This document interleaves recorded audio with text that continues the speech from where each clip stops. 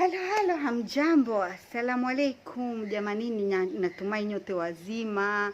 Nashukuru sana kwa love na support. Na wapenda nyote. Alafu nashukuru mlivyo support ile biashara yangu. So biashara yangu, ile biashara niliwaonesha siri ya urembo. Nashukuru mlivyo support, yani napata feedback mzuri sana, napata review mzuri sana. Asanteni dada zangu, makaka zangu ambao pia mmepiga kuinquire. Asanteni sana na wapenda nyote. Haya jamanini, kuna jambo limekuwa likizunguka. And by the way, nataka tu niwafahamishe kwamba sitaki kujisifu. Msiseme ulikuwa unataka kujisifu tu. Sitaki kujisifu, lakini nataka niwafahamishe hapa ni kwangu. So hapa ni kwangu. Mtu asije akaona akasema yuko pengine kwa mtu fulani, yuko kwa nani, yuko hapa ni kwangu. Siku moja nitawaonesha tour. But nyumba yangu kama nilivyoelezea imeharibika kwa sikai sana huku, lakini saa hii inshallah natafuta najikuna nijipatapo nimalizie kwa sababu ilikuwa iko complete, lakini vile hakukai mtu. Sasa kuna damages fulani umeelewa, kwa sababu sikai huku, lakini hapa ni kwangu. Msije kwa sababu nimepata pia maswali mingi kuhusu hivyo. Haya, next thing. Jamanini, wale wanauliza namba yangu. Namba yangu personal, mimi sitoi namba yangu personal. Niko na namba yangu ya group, simu ya group ambao wanachat nao kwa group. Alafu isitoshe, hapa chini ya kila video yangu huwa naeka namba ya till number. Kwa yule anayejisikia kumtuza Kungwi, anayejisikia Sabrina leo anwe soda, kuna till number hapo. Till number wa Kenya wanaweza tumia till number.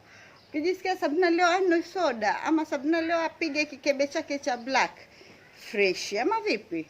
Umeelewa? Sio kulazimishana Haya, kuna na namba ya simu. Wale wenye kuuliza hilo jina la kwenye namba ya simu, hilo jina la mamangu. Ushasikia? Hilo ni jina la mamangu. Kwa hivyo, anayejisikia leo Sabrina anwe soda, ama leo Sabrina ajibambe fulani hivi, Mpesa zinafanya kazi. Maana napata message nyingi, nataka kukuona nikupeleke ngakupe drink. Kunani? Ukiwa una haja ya kunituza, nituze, namba ziko hapo chini. Angana mimi ninunue sidiria mpya, simaona hata sina sidiria. By the way basi. Haya jamani, leo nina Uhondo, utatachi watu wengi, lakini shauri za upotelea mbali. Sitaki watu wangu yani mukae siku nyingi bila Uhondo. Si unajua tena umbea dawa, umbea maisha, umbea uhai. Leo nataka kuhadithia ndoa yangu ya kwanza. Ndoa yangu ngapi? Ya kwanza. Hapo nina miaka mingapi? 17. Mshasikia? Miaka 17 nikaanza kudeti mwenyewe.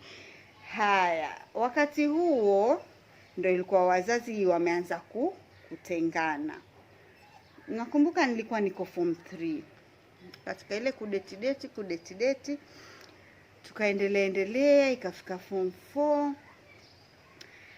Baba yangu akalazimisha ile ndoa kwa sababu kuna time tulikuja tukakosana na kile kiboyfriend nyumbani alikuwa anajulikana. Kwa sababu nini?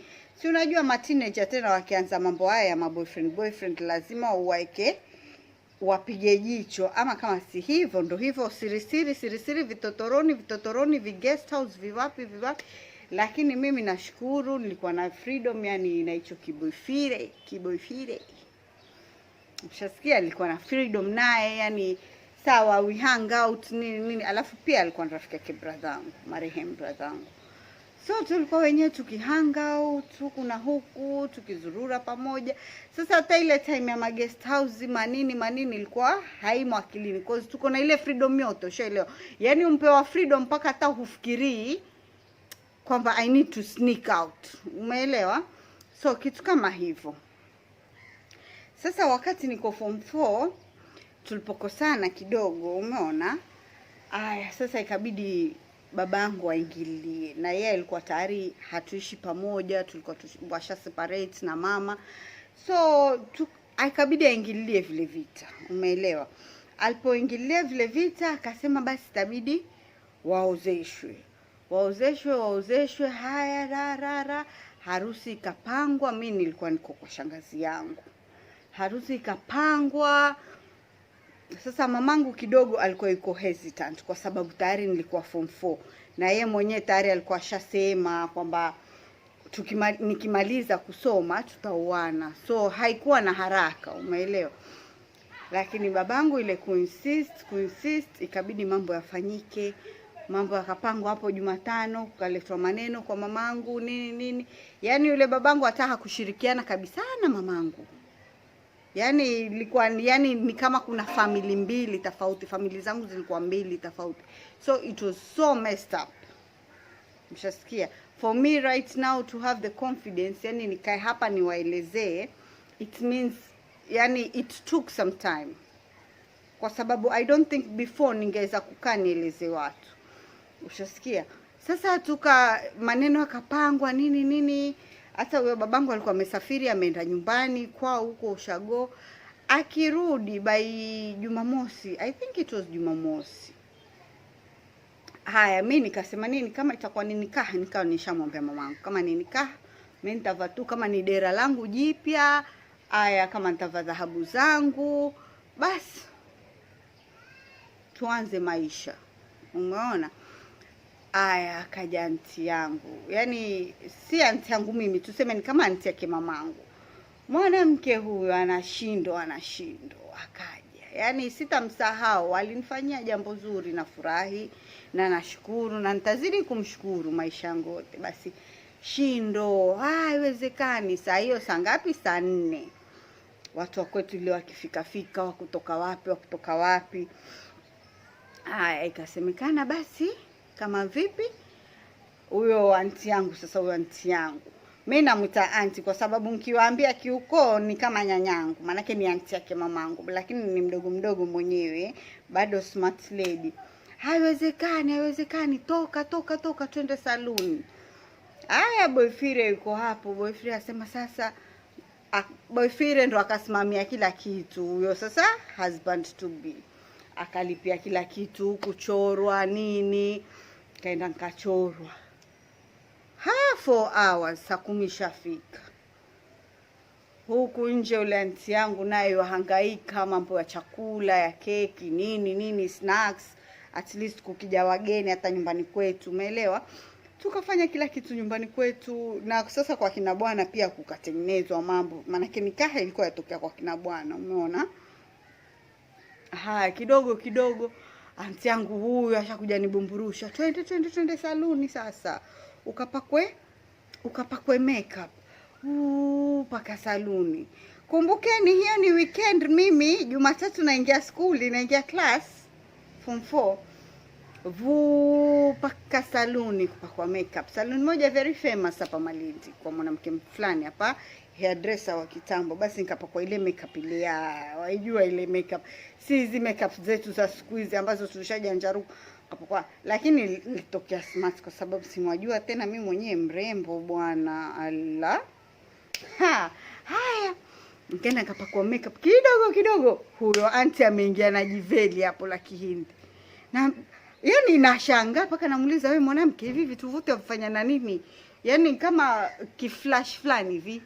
Mumjua yule superhero aitwa Flash. Maana mara ashaenda huko, mara asharudi. Haya, by saa 1 saa 2 mimi niko ready, nikatukuliwa, nikaletwa nyumbani. Kiletwa nyumbani, mabrother zangu wote washaenda huko kwenye nikaha yafanyika.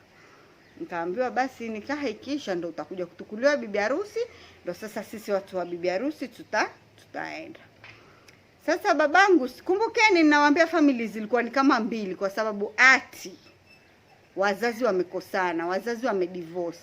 So it's like I was in the middle of all this battle, umeelewa? Haya, babangu na yani familia yake upande wa kina babangu, my cousins, yani tumegrow up pamoja, shangazi yangu wote walienda kwa nikaha. Hawakuja huku nyumbani kwa sababu it was like they were beefing and all that.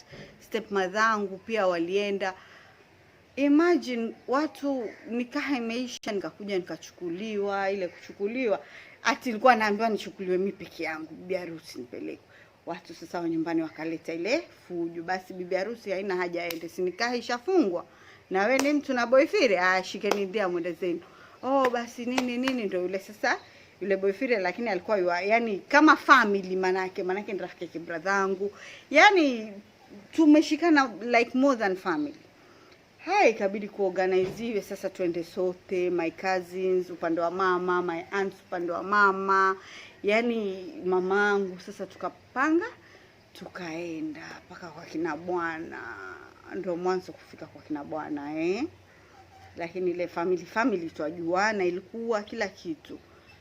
Tukaenda hapo, nikifika sasa sikawa brothangu mimi ashanambia basi baba yuko kule, ushasikia. Nikasema nitamuona, maana yake mimi na yeye hatakuwa na ugomvi, kwa sababu niko kwa shangazi yangu na yeye ndo amepanga kila kitu.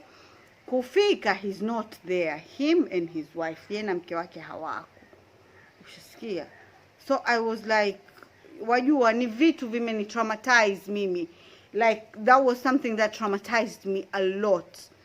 For me to sit down here and talk about it, that shit traumatized me like for life. Umeona?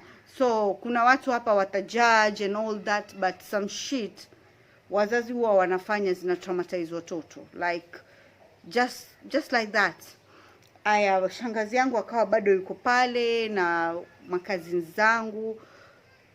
Imagine my dad aliposikia yani si tumefika, he had to send a driver aje amchukue shangazi yangu na makazi zangu wapelekwe nyumbani, like we were not supposed to mix. You know, it was so bad. It was like ni kitu ilini affect kusema kweli. And then here goes my dad, sahi miaka yangu nilipofika, mimi ni mama watoto wawili, yani nimeolewa sahi, niko ndoa yangu ya 4. Sitaki kuwadanganya, niko ndoa yangu ya 4. Right now my dad is talking about venye aliniozesha. Like wajua ukisema nilimozesha mtoto wangu yamaanisha jamanini alimozesha mwanawe. Umeelewa? Watu walicheza paka ardhi ilitoa maji. Lakini no, he wasn't even there. He didn't even see me at my wedding, like siku ya nikaha yangu hata hakuniona. So nashangaa like huyu mtu ananiambia mimi alinioza kivipi, you know? Vitu vingine vina traumatize. Wazazi wanafanya vitu vingine, ndio maana mimi najihisi sana na watoto wangu. I will be very strict with my kids and all this and all that, but kuna vitu watoto wangu mimi nitawapeleka navo, yani hawatonitoa shukrani. Sawa, nitakuwa ni mama mbaya. Ni mama mbaya, hakuna mtu mzuri. At the end of the day watoto bado watacomplain, but sitaki ile wawe na ile kama ngoa fulani ndani yao, like miss kufanyiwa hivi, umeelewa? That thing really affected me. It affected my life, you know. Tukakaa hapo, alhamdulillah, it looked so beautiful and all that and all this and da. Tuko kwa kina bwana, tukafanya harusi, yani ile watu waka interact, like it was just like a party flani, if you know, because already we were dating for like 1 year before. Because before that nilikuwa boarding school, before form 3 nilikuwa boarding school in form 2. Sasa hiyo time nakumbuka nikirudi zangu home Malindi, nika transfer to a school in form 3. That's when we started dating and all that, mpaka nilipofika form 4. So like we were in a relationship for 1 year. Tulipomaliza haya tukarudi zetu nyumbani, ile makazi sister nini, michezo nini, unajua tena, yani ile kujibamba da. It was so nice, yani it was a day to remember, rather than me not having both my parents there, but I loved it. My mother was there, my mother's family was there, hata kama vichwa zao ni cracky sometimes, but tukiwa na kitu we are like that. My mother's family ni makreki, wacha nisiwadanganye. Kidogo watu wamebumburushana, but tukiwa na jambo alhamdulillah huwa tunashikana, like hata you can't tell like this family has issues, umeelewa? But we have so much issues, like family gani haina issues? Family zote zina issues, umeelewa? everyone was there. It was nice. Haya tukarudishwa, sasa tukarudi nyumbani, because even the guy was more comfortable at my place, like, you know. Sasa kwetu kulikuwa na freedom fulani hivi. Haya tukarudi nyumbani, nini na nini hapo, mabash bash, tukapelekwa, tukaenda zetu hoteli. Kufika hoteli, we were so fucking tired. Like, imagine a whole day ukuwe prepared as a bride for one day, like for a few hours, like 8 hours, you're ready. Haina kila kitu. I was so tired, I almost slept in my gown. Hata hizo nyele sikuzifungua, nilizifungua the next day. I tried pulling the hair. Unajua hizo ma setting hizo za Kiswahili, hizo kubwa hivi. I'll show you a picture, you guys. Mtanicheka lakini shauri zenu. Hizo setting kubwa hivi zatiwa na extension, sijui extension ngapi ndani. Alafu tule tupini. Yani it was too much. And then I had my long hair sasa. My long hair imeshikana na hizo nyele. Uwezi kulivuta hivi, uwezi kulifanya. Yani, I think that was the last time I had extension in my hair. Ushasikia? Tuka bleki bap. Sunday, tukaamka, tukarudi home. Kuzurura. Ati my father calls me like, oh, njoo nyumbani ututembelee, da. I'm like, nigga, really? Are you fucking kidding me? You know, but at that time, huwezi kumwambia. But right now, I'm not tolerating bullshit. I don't care. It's from my mother, from my father, from my grandfather, from my ancestors. I don't care. But at that time, wajua, I was young, but ni kitu inaniuma kwa roho, but you can't say it. Siku hizi mimi sijumishi roho yangu. My heart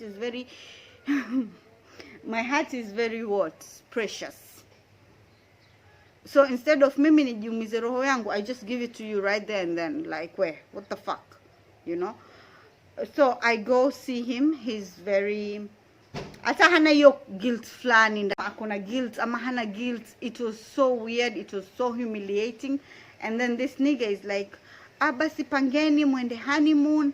Sijui Lamu, sijui what. I'm like, you know hatuna pesa. You know I'm still in school. Oh, but I thought tutaacha kusoma, cause I'm like, no, nigga. Sitaacha kusoma. He's been taking me to school when we were dating and dropping me off and taking me home. So he's gonna do the same shit right now. Like, nothing's changed in our life. It's just that we had a party. Tulikuwa na party and that's all. But Kwanza kitambo, he used to come home, pick me up in the morning, take me to school. So what's gonna change? Why am I supposed to not go back to school, you know? Kwa nini nisirudi school? Kwa nini niende honeymoon? Tutapanga honeymoon December. Ikijaliwa, December we'll go for a honeymoon. Other than that, we're not going anywhere. And anyway, we don't have money. We live sponsor our honeymoon. Ati, oh, sijui nini. I'm like... So I never got to get a honeymoon. After that, Sunday we came back home, spent with the family, like my mom, and you know, kulikuwa na wageni, like all my aunts had come over, like right there and then. Waliposikia tu about this thing that's gonna happen on Saturday, watu wakakuja from far, wenye walitoka Nakuru, wenye walitoka Kisumu, wenye walitoka Nairobi, Mombasa, everywhere, you know, si tuko kila mahali. So tukakuja, tukaspend time. Sunday we went back and slept at the hotel because we had paid for 2 days. Imagine Sunday, I'm going to the hotel. I carried like zaitwaje hizi uniform zangu, because Monday kulikuwa na school. Nimebeba uniform zangu, viatu zangu, kila kitu. So zile nguo zingine, so my husband at that time, my ex, angerudi na hizo vitu nyumbani, kisha mimi ani drop school, yeye arudi na vitu nyumbani. Like, it was so crazy. Kufika school, like some friends of mine came, some didn't. Everyone was like, is this shit, like, is this for real? You know, kila mtu alikuwa ameshtuka. Watu walishtuka, yani kwa sababu haijawahi kutokea. Like some girls I went to school with that were forcefully married, hawakuwahi kuendelea kusoma, like wakatishwa skuli, waenda waolewa, and then that's it, you know. No one continued schooling and all that, but mi natoka kuolewa on Saturday, Monday niko school, and then I'm so serious to an extent like nothing ever happened. Nimefika school niko na hina but the good thing ni skuli zetu za coast, vitu vingi havikatazwi, so alafu umevaa hijab, umevaa shati yako long sleeve, so hauonekani umevaa trouser yako. It was crazy. I think that was the most craziest thing that ever happened. Watu hawakuwahi kuexpect it, hawahi kutokea. And I think after me, I think some 2 other girls that got married continued schooling. Some girls I went to school with. So it was crazy. The whole point of this, nawambia, some things you do to kids zinakuja zina affect later on, you know. For me, that experience really affected me. Even the marriage, sasa, it was so bumpy kwa sababu, you know, it didn't go through the right channels. Like it was something forced. It was sijui hata nieleze vipi, you know. And then here my dad has the guts asimame asema aliniozesha. Like, nigga, hukuwahi kuniozesha, pengine ulitoa idhini tu, and I didn't even need it, you know. Because kama hukuwahi hata kuniona, you never even talked to me, you know. Did you ask me if I ever wanted to get married? Like, hata sikuwahi kuulizwa. It was decided by him, you know. And then he has the guts kusimama kusema nilikuozesha. No, nigga, no. Wenye kuozesha ni wale wenye kuozesha paka ukajua mtoto wa fulani ameolewa, you know. But me niliolewa because it was out of an extraordinary situation. It wasn't that ni kitu, it was something, it was a big deal mpaka it was a big deal because nilikuwa skuli na niliendelea kusoma. Maybe hivyo ilikuwa a big deal, but other than that, it was nothing special. Hata hiyo nikaha that he attended, he never paid for anything. He never paid for anything. That family paid for everything. He never did. He never paid for shit. Imagine, and then this guy has the nerve to stand up and say nilikuozesha. Like how? When? Where? You know? But it's never that serious. The fact that I can actually talk about it right now is that nisha nipita. I've healed. I am healed. That's why I can sit here and talk about it. Ingekuwa sija heal, singeweza kukaa hapa nianze kuongea about it, you know? And ni mtu amefanyia watu wengi harusi, like my cousins, watu wa nje pia, like ati anafanya donation kubwa kubwa za maharusi, you know.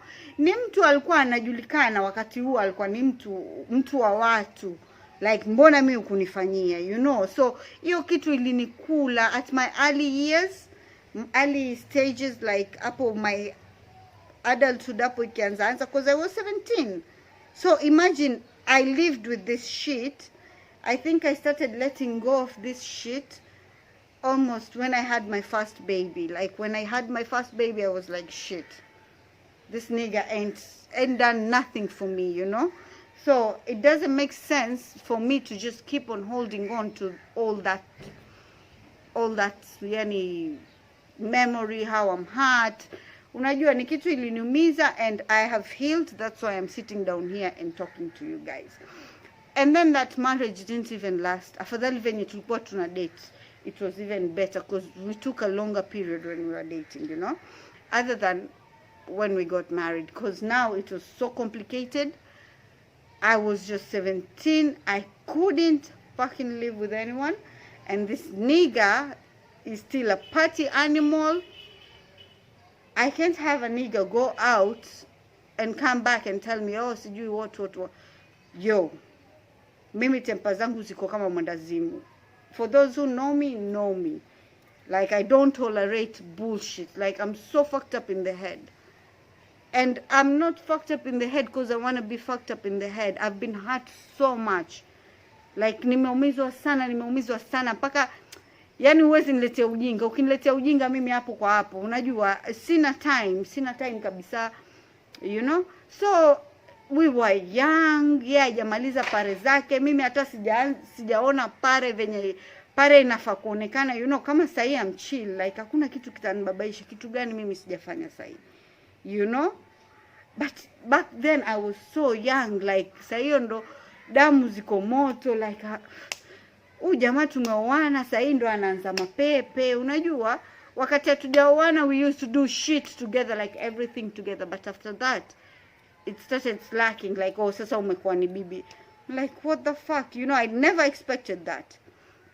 Ikakuwa sasa maneno mvutano. I was so depressed. I went into depression. It was really bad. But at the end of it, after the divorce, like I think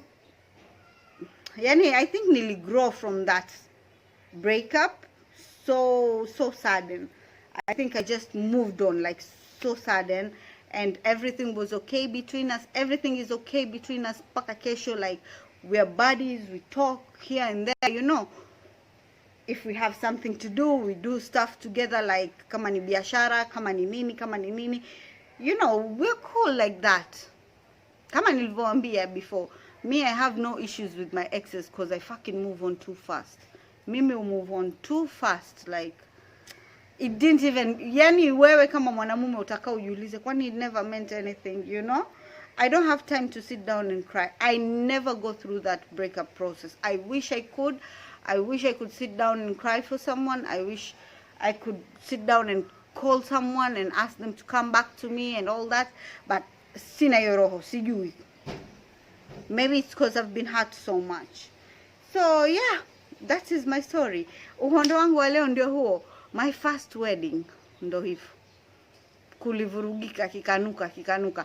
Ndo mpaka sasa hii tuko ya 4. Sasa tuombe Mungu vile itakavyofikia. Tujue vile itakavyokwenda, vile itakavyofanyika, you know. Ni kuomba tu Mungu, unajua tena mahali riski ikiisha, riski imeisha. Kama riski iko basi mtaendelea, hata kama mna shida gani, hata kama mna nini. Basi kama riski iko mtaendelea. Riski ikiisha mama, shika njia uende zako. That is another topic for another day. Msione haya, wala usijikalishe kwenye ndoa kujisononesha na wajue you're not going anywhere. I've talked about this thing, toxic relationships. So guys, that's all. Mkijisikia kumtunza Kungwi, namba ziko hapo chini. Jamanini, msiniitishe namba, hakuna kitu tunaambiana secretly. Ukitaka namba kujadiliana, ingia kwa group, tuma message kwa group, uliza kunaendaje kwa group, utaelezewa kila kitu, hakuna jambo jipya, hakuna jambo la ajabu, kila kitu kiko kwa group jamanini. Tushaelewana. Ingia tu kwa group, ulizia mambo tofauti, ongea na watu. Ukiwa unataka namba yangu, ile soda, badala kuniuliza mimi nikija Kenya nitakupata vipi, nikupeleke ukanwe drink. Unipate wapi unipeleke kunwa drink? Baba wewe ataka kunibaka. Nikome. Namba iko hapo, ukijisikia kununulia drink, namba ziko hapo. Kuna namba ya Mpesa, kuna namba ya till number. Ukijisikia kununulia nkanwe drink, ukijisikia kununulia kiatu kipya, ukijisikia kununulia sidiria mpya, nitafurahi. Vovote, sio drink tu kila siku drink hata dukani hapo kwa Meru yapatikana. Kwa herini jamanini, yangu ni hayo, tunawapenda sana na wapenda.